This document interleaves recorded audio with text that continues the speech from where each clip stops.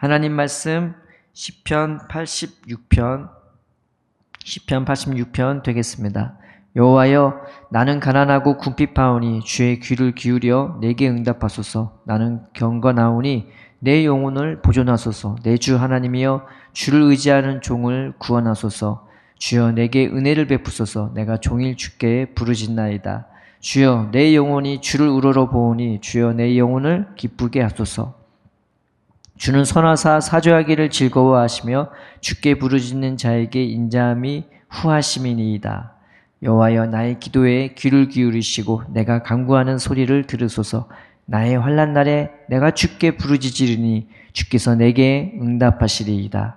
주여, 신들 중에 주와 같은 자 없사오며 주의 행하심과 같은 일도 없나이다. 주여, 주께서 지으신 모든 민족에 와서 주의 앞에 경배하며 주의 이름에 영광을 돌리리이다. 무릇 주는 위대하사 기이한 일들을 행하시오니 주만이 하나님이시니이다. 여호와여, 주의 도를 내게 가르치소서. 내가 주의 진리에 행하오리니 일심으로 주의 이름을 경외하게 하소서. 주 나의 하나님이여, 내가 전심으로 주를 찬송하고 영원토록 주의 이름에 영광을 돌리오리니 이는 내게 향하신 주의 인자하심이 크사 내 영혼을 깊은 소울에서 건지셨음이니이다. 하나님이여, 교만한 자들이 일어나 나를 치우고 포악한 자의 무리가 내 영혼을 찾아 싸우며 자기 앞에 주를 두지 아니하였나이다. 그러나 주여, 주는 긍휼히 여기시며 은혜를 베푸시며 노하기를 더디하시며 인자와 진실이 풍성하신 하나님이시오니 내게로 돌이켜사 내게 은혜를 베푸소서. 주의 종에게 힘을 주시고 주의 여종의 아들을 구원하소서. 은총의 표적을 내게 보이소서. 그러면 나를 미워하는 그들이 보고 부끄러워하느니 여호와여, 주는 나를 돕고 위로하시는 이시니이다. 아멘. 오늘 본문의 다윗의 상황은 7절에 보면 환난을 당하고 있는 상황인 것입니다. 지금 본문 상황이 다윗이 지금 환난을 당하고 있어요. 근데 어떤 환난을 당하고 있느냐?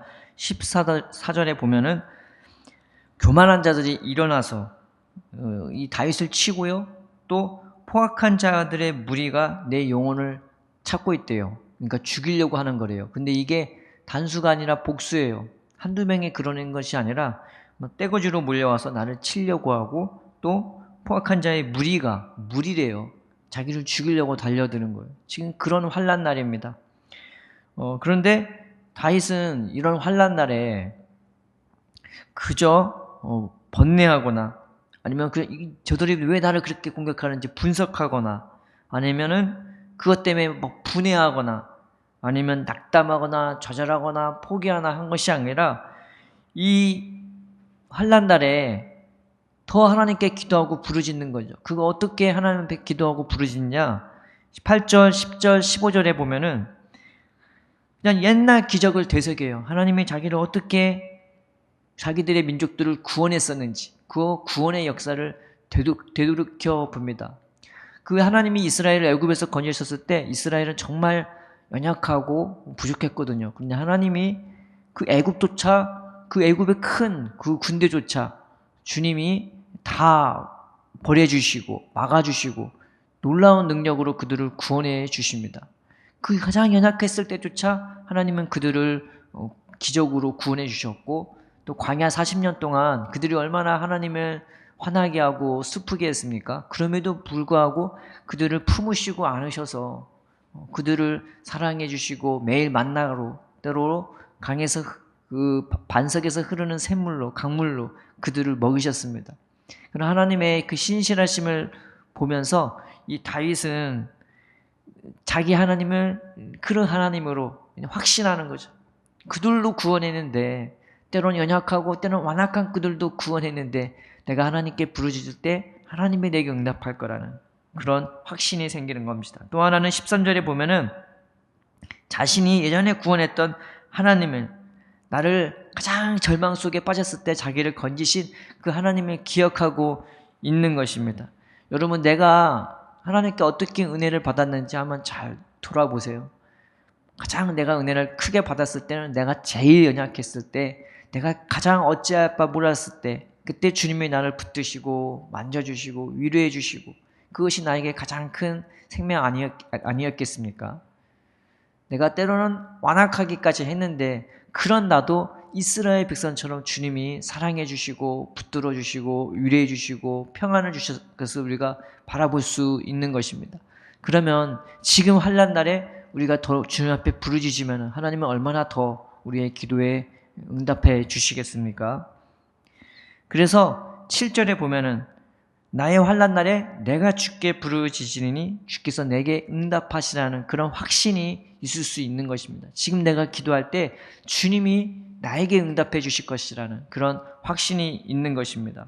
그래서 이 주님에 대한 확신, 자격, 각오, 이 성경을 통해 우리들의 민족의 우리들의 그 조상들을 구원했던 하나님을 돌아보고 또 나 자신을 돌아봤을 때 지금 내가 이 환난 날에 주님 앞에 기도하면 하나님이 반드시 응답하시라는 그런 확신이 있는 것입니다. 그래서 오히려 이 환난을 통해 다윗은요, 이 주님을 더 가까이 하는 거죠. 이 11절에 보세요. 여호와여 주의 도를 내게 가르치소서. 내가 주의 진리에 행하려오니 일심으로 주의 이름을 경외하게 하소서. 또 16절에 보면 내게로 돌이키사 내게 은혜를 베푸소서. 주의 종에게 힘을 주시고 주의 여종의 아들을 구원하소서. 이 환난의 날을 통해 그저 원수의 무리에게서나 그저 지금 환경적인 그런 역경에서만 구원받는 게 목적이 아니라 이 환난 날을 통해 이 다윗은요 뭘 더 얻어내느냐? 기도하고 부르짖을 때, 기도하고 부르짖음으로써 이 환난 날을 통해 내가 더더욱 하나님의 마음을 배워가는 거예요. 그리고 이 환난 날을 통해 내가 더 진리를 밝히 분별하게 되는 거예요. 무엇이 참되고 무엇이 거짓된 것인지. 그리고 이 환난 날을 통해 내가 주님의 이름을 더 경외하는 겁니다. 왜? 내가 부를 때 주님은 내게 보고 있고 나 여기 있어 하고 내게 가까이 와서 더 응답해 주시며 그 내가 주의 이름을 부를 때 그 이름을 부른 것이 결코 헛되지 않기 때문에 내가 주의 이름을 더 경외하는 것입니다. 그리고 이 환난 날을 통해 주님과 더 가까워지는 내 하나님과 내 아버지와 더 가까워지는 것이죠. 그래서 환난 날이 오히려 더 은혜 받기에 적절한 기회가 되는 거예요. 그래서 우리가 주님을 바라보고 주님을 더 의지할 수밖에 없는 것입니다. 더 좋아하는 거 환난 날이 오면 이거 어떻게 지나가나 이게 아니라 하나님이 이 환난 날을 통해서도 내게 더 부어주실 은혜가 더 많은 거예요.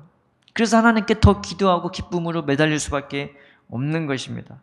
17절에 보면 은총의 표적을 내게 보이소서라고 합니다. 그러면 그것이 나를 돕고 나를 위로하시는 이시라. 거기서 하나님을 보는 거예요. 우리가 볼 수 있는 은총의 표적이 뭡니까? 십자가 아닙니까? 십자가에서 가장 포악하고 연약한 자들을 위해서 기도하시는 주님의 마음을 본다면 우리는 거기서 먼저 은혜를 받고 위로를 얻을 수 있습니다. 하나님이 나를 사랑하시는구나. 하나님은 나를 그 은혜와 사랑으로 불러주시는구나.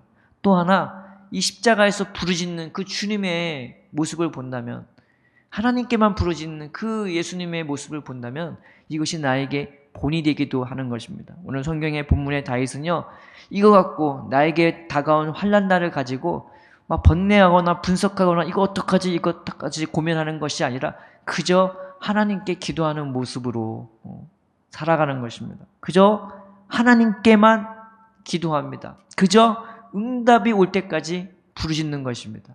기도는 이렇게 하는 것입니다. 무슨 일이 터졌을 때 혼자 고뇌하고 분석하는 것이 아니라 터지자마자 주님 앞에 무릎 꿇고 그리고 주님께만 기도하고 또 응답이 올 때까지 이 환난 날에 부르짖는 것입니다. 여기서 부어주실 주님의 은혜가 더 큼을 믿고 하나님께 부르짖는 것입니다. 누가복음에 보면은 예수님의 비유를 통해 말씀하시기를 맨 끝에 나오는 주님 말씀이 뭐냐? 하나님께서 밤낮 부르짖는 자들의 택하신 원한을 속히 갚아주시지 않겠느냐라고 말씀해 주십니다. 그런데 끝날에 믿음 있는 자를 보겠느냐? 기도를 안 한대요. 왜요? 믿음이 없어서. 하나님에 대한 확신이 없어요.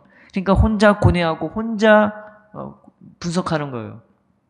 거기에서 뭐밖에 안 나고 거기서 분노밖에 안 하고 원한밖에 안 나고 남을 공격하는 것밖에 나오지 않겠습니까? 다른 사람이 나를 무시한다고 다른 사람이 나를 공격한다고 어떻게 이럴 수 있느냐면서 예수님의 사랑과 하나님의 능력에 기반한 삶이 아니라 그저 혼자 분석하고 고민하고 혼자 심판하는 그런 결과밖에 나오지 않겠습니까? 우리가 환난 날에 주님 앞에 부르짖는 우리가 되었으면 좋겠습니다. 이 하나님 앞에 붙잡고 기도했던 제자들은요, 예수님의 그 약속을 붙잡고 너희는 몇 날이 못되어 성령을 받으리라 했던 그 말씀을 붙잡고 기도했을 때 정말로 몇 날이 못되어서 그들은 오순절날에 성령을 충만함을 받았습니다. 그 성령 충만함을 받기 이전에도 제자들은 기쁨이 충만했고 자기들의 주를 죽였던 그 무리들이 있는 성전에 들어가서 매일같이 큰 기쁨으로 찬양했다고 나옵니다. 늘 기도했대요. 모이기만 하면 기도하고 늘 감사하고 찬양하고 우리가 이런 마음으로 환난 날에 기도했으면 좋겠습니다. 그래, 주님은 나에게 몇 날이 못되어서 응답하실 거야. 나를 보고 있고 함께 있고 내 인생을 돌아보며 성경을 돌아보면서 구원의 하나님이 그 기적을 베푸시는 하나님이 내 환난 날에도 내게 더한 은혜를 주실 거라고 우리가 믿으면서 주님 앞에 부르짖는 저와 여러분 되기를 주님의 이름으로 축원드립니다. 살아계신 하나님, 오늘도 함께해 주심에 감사합니다. 환난 날에 우리가 그저 혼자 끙끙 앓고 고민하고 분석하고 번뇌하는 우리가 되지 말게 하시고 그저 무슨 일이 있든 어떤 일을 당하든 주님 앞에 나와 기도하는 우리가 되게 하여 주시옵소서. 주님께만 기도하고 주님께만 맡기고 주님이 일하시기를 기대하고 또 이 환난을 통해서 우리가 더 많은 하나님의 은혜를 받고 하나님의 마음을 알고 주님과 더 가까워지는 우리가 될 수 있도록 그리고 우리의 삶이 기도의 삶이 되고 하나님께만 부르짖는 우리의 삶이 될 수 있도록 우리를 축복하여 주시옵소서. 오늘 하루도 주님의 은혜와 사랑과 돌보심으로 인도하여 주시기를 축복하며 예수님의 이름으로 기도드립니다. 아멘.